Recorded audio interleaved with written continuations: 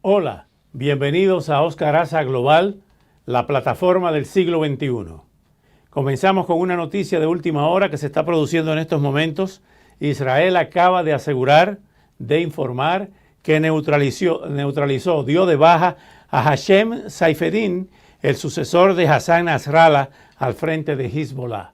Esta es la segunda caída de un jefe terrorista en las últimas horas. El primero, el jefe de Hamas, Sinwar, y ahora esta segunda persona en la jefatura de Hezbollah en el Líbano.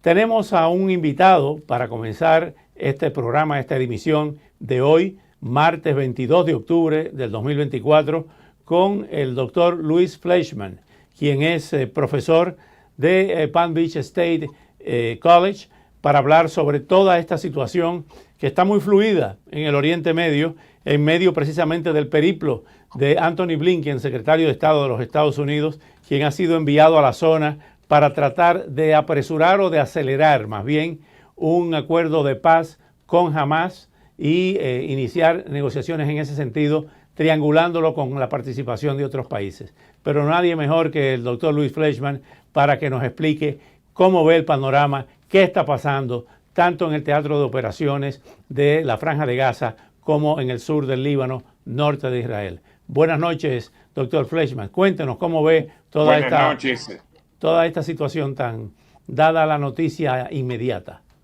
Bueno, aquí hay, ya que la noticia inmediata es la muerte de Hashem Safadin, la persona que estaba supuesta a reemplazar a Hassan Nasrallah, asesinado hace 3 semanas por un bombardeo israelí.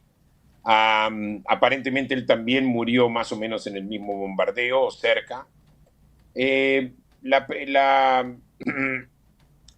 cuestión es la siguiente con respecto al sur del Líbano y con respecto a Hezbollah. Hemos visto que pese al asesinato de estos líderes, Hezbollah continúa activo.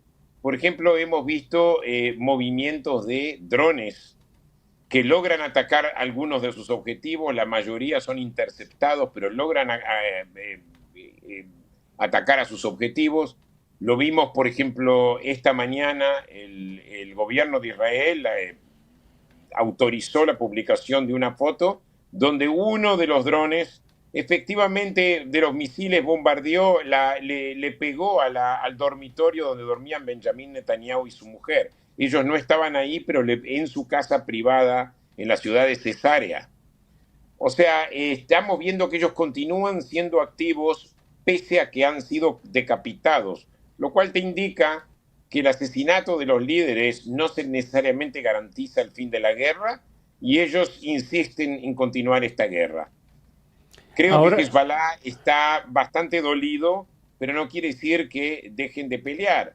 Por ejemplo, Irán, ahora que Hezbollah está decapitado, Irán aparentemente mueve los piolines. Por ejemplo, ayer se descubrieron 5 células de espías israelíes pro-iraníes. O sea, estamos viendo realmente, en Israel, obviamente, estamos viendo una actividad seria por parte de Hezbollah y creo que la guerra contra Hezbollah está lejos de ser ganada, está lejos de ser concluida. La cabeza de la serpiente es Irán y todavía Israel no decidió exactamente qué es lo que hacer y aparentemente hay gente que insiste en tratar de evitar de que Israel haga algo. Por eso salieron, o sea, se infiltraron los papeles y los documentos que hablaban del programa, del plan israelí de atacar a Irán. Ahora bien, por ahora yo no veo un cese de fuego en el Líbano, no lo veo. Ya estamos en una guerra regional.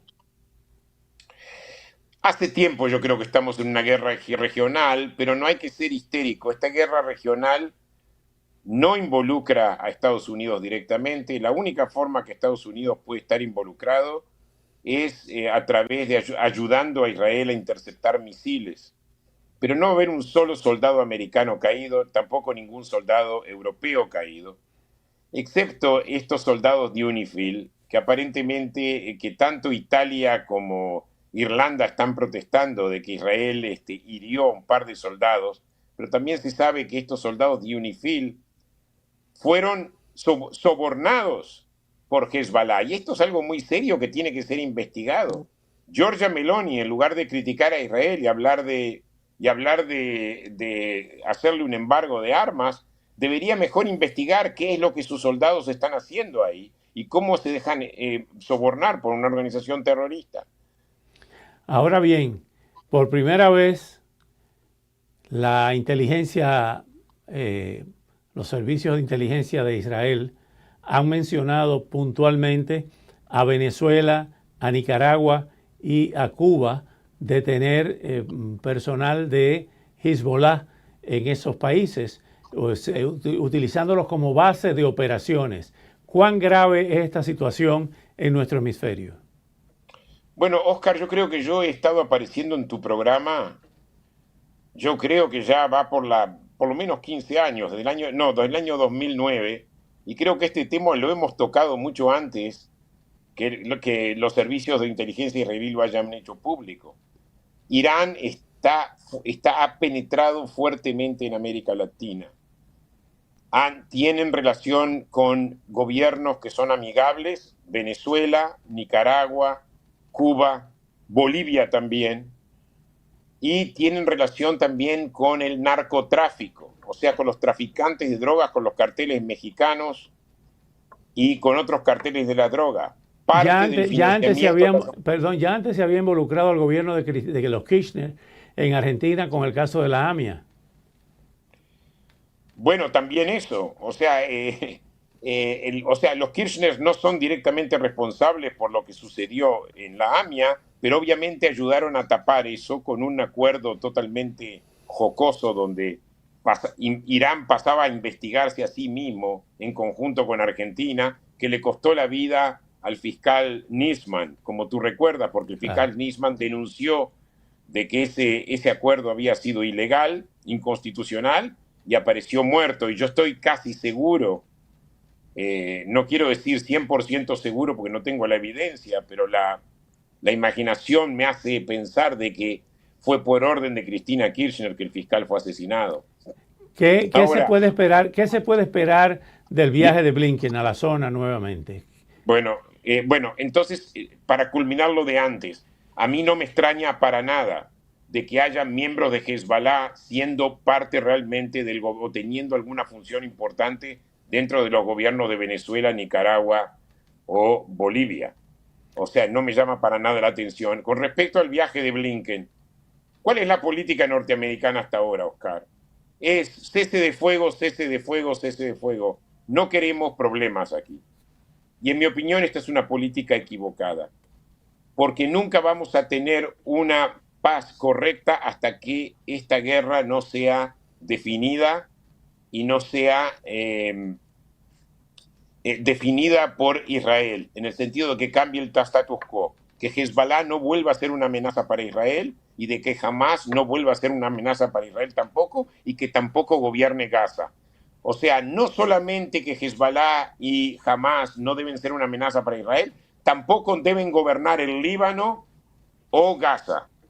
Ahí esa sería una victoria y eso es en el interés de Estados Unidos. Un cese de fuego con el fin de tener un cese de fuego es algo totalmente insuficiente. Es una guerra inconclusa que en poco tiempo tendremos otra guerra si seguimos con esa política norteamericana equivocada. ¿Cuál entonces es la solución? ¿Que ocupe ya militarmente totalmente la Franja de Gaza la Fuerza de Defensa de Israel o que haya un acuerdo a través quizá del débil gobierno de Abu Mazen? Porque uno de los éxitos, si se puede llamar así, de la narrativa antisemita y anti-israelí es que Hamas y Hezbollah representan al pueblo palestino. ¿Cómo se puede en esa narrativa diferenciar, hacerle comprender al mundo que una cosa son los grupos terroristas y otra cosa el pueblo palestino? Yo pienso que es el pueblo palestino que lo tiene que demostrar, incluyendo a Abbas. Yo estoy de acuerdo totalmente contigo de que uno de los grandes errores de Benjamín Netanyahu, entre los tantos errores que él cometió, uno fue no crear una alternativa palestina en Gaza, o no ayudar a eso. Si el pueblo palestino realmente es un pueblo que se opone al terrorismo, y hemos visto en televisión gente que se ha quejado de Hamas, tienen que surgir voces que quieran tomar el gobierno en Gaza. Mahmoud Abbas perdió otra oportunidad, porque él podría decirle a Netanyahu, Netanyahu, usted está equivocado, yo soy una persona confiable. Sin embargo, el otro día, apenas Sinwar fue eliminado por las tropas israelíes, él le hizo una ceremonia de honor a Sinwar, que es un mega asesino. Entonces, ¿qué credibilidad él quiere ganar? O sea, él se dispara sobre su pierna constantemente. Yo en un momento tengo artículos escritos donde yo realmente he apoyado de que Netanyahu tiene que hablar con Abbas para que él vuelva a tomar. Pero Abbas no puede controlar al pueblo palestino. Y te digo más, ni siquiera en la Cisjordania, que es territorio de la autoridad palestina, todo el norte de la Cisjordania está dominado por Hamas y la Yihad Islámica. Te estoy hablando de lugares como Tulkarem, lugares como Jenin. Abbas no tiene la suficiente fuerza como para controlar Gaza, como tampoco controla en este momento la totalidad de la Cisjordania. Es un tema extremadamente complicado. Pero crear una solución de un Estado palestino mañana, como lo quieren los americanos y los europeos, es empíricamente imposible. Doctor Luis Fleischmann, como siempre, muy agradecido por su participación y estaremos en contacto porque evidentemente este es un conflicto donde por ahora no se ve el final del mismo. Hasta pronto. Muchas gracias. Un placer. Nosotros continuamos con otros temas. El tema de Cuba, tema fundamental en estos días, donde gran parte del país continúa a oscuras y donde no hay una solución posible ni viable. Nadie mejor que nuestro próximo invitado, Sebastián Arcos Casabón, el director de estudios cubanos de FIU, para hablar con ustedes y con nosotros en solo segundos.